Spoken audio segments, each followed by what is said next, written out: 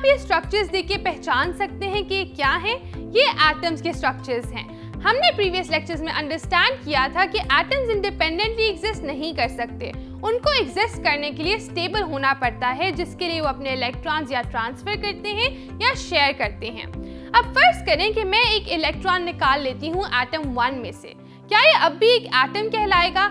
नहीं, this is now an ion. और अगर इसी इलेक्ट्रॉन को मैं लेकर एटम 2 में डाल देती हूँ तो क्या होगा? एटम 2 भी एक आयन कहलाएगा।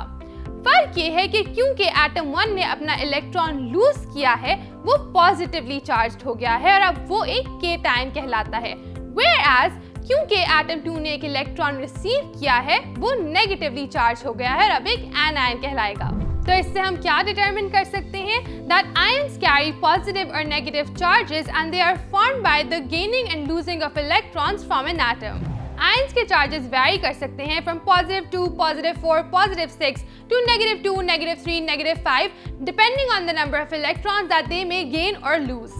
फॉर एग्जांपल, एक क्लोरीन एटम कन्वर्ट हो जाता है क्लोराइड आयन में बाय गेनिंग एन इलेक्ट्रॉन। क्या आयन सिर्फ एटम से ही फॉर्म हो सकते हैं?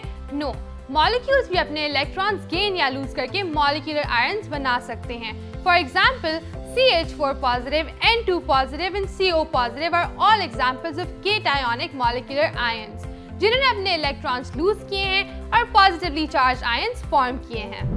Now that we are aware of the concepts of ions, anions, cations and molecular ions, how will you differentiate between an atom and an ion? एक atom का charge neutral होता है क्योंकि उसके अंदर same number of protons and electrons होते हैं।